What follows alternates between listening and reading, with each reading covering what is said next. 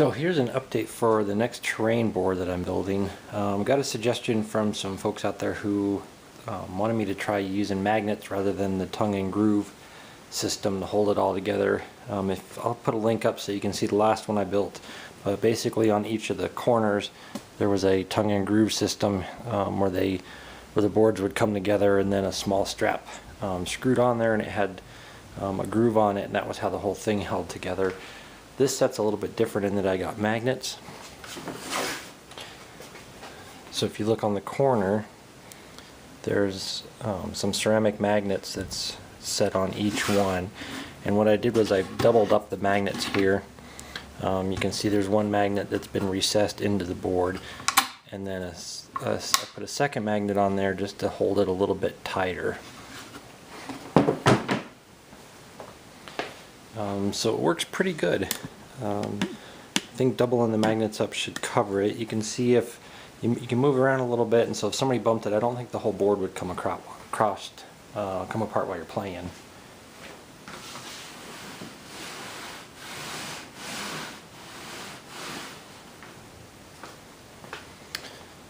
One of the interesting things that I was able to do is I built a jig so that you can see the grid pattern of a single board here. And one of the things that you can do that'll really help in a situation like this from warping is right here at each joint. Usually what you'd see is something like where you have two pieces of wood, and then there would be a glue joint where they come together. And what I've noticed is when I've done that in the past, it's easier to build, but you get warping in the board because there's an inconsistency. So you'll have, in this case, a solid piece running this way, and then a glue joint, several glue joints on the piece that's running this way. And so to get away from that, what I did was I built small slots into each piece.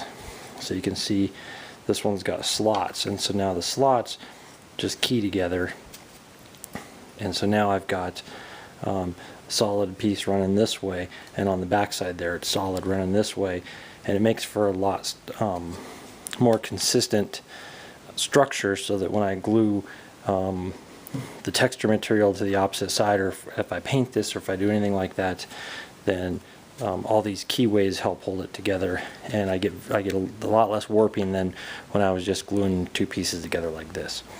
So what I decided to do, since I've had a couple requests for these, is I built a couple of jigs. The first jig allows me to cut these on my table saw, because I need 8 of these per panel and then 6 panels, so the numbers start adding up pretty quick, so it was impractical. The first one I cut kind of a little bit by hand, and it took quite a while, so I've got a jig that I can stack these up and I can cut them all at once.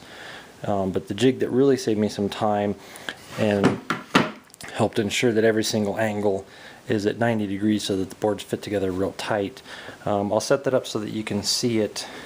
So this is the jig that I've been using to glue up the boards, and you can see basically what it is I've got these grooves cut, and the individual slats fit in that groove, and you can see where the slats cross, and I'd have a glue joint there.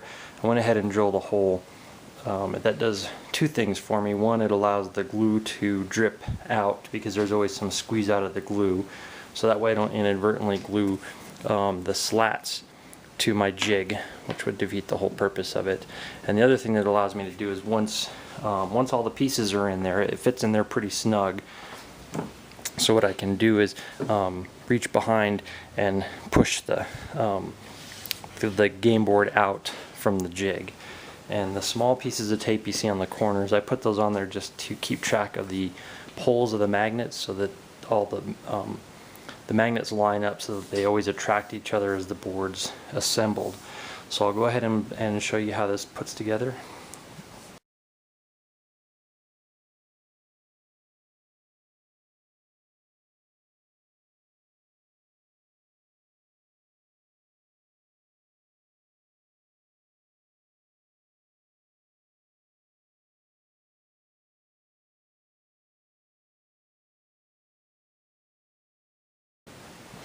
So as you can see, the 8 inner pieces go in there pretty quick. and the jig holds them in place while the glue sets up. Then all I'd have to do is mount the outside pieces. And then the third jig that I built for the new magnetized design here, it fits on my drill press, and it basically makes sure that all the edges have the magnets in the exact same place, so that all boards are held together. And then this would just install across the top like that. And then I had to cut these in 2 different lengths to account for the width of the end pieces, and so this would just fit in just like that. So basically what I do is I wait for the glue to set up like this, and then I'll sand it down smooth. The other thing that's nice about the jig is I can take a random orbit sander across this, and the jig holds all the pieces really firm so that it doesn't flop around on me and get broken by the sander. And then what I'll do is I'll put the chipboard backing on it while it's still in the jig.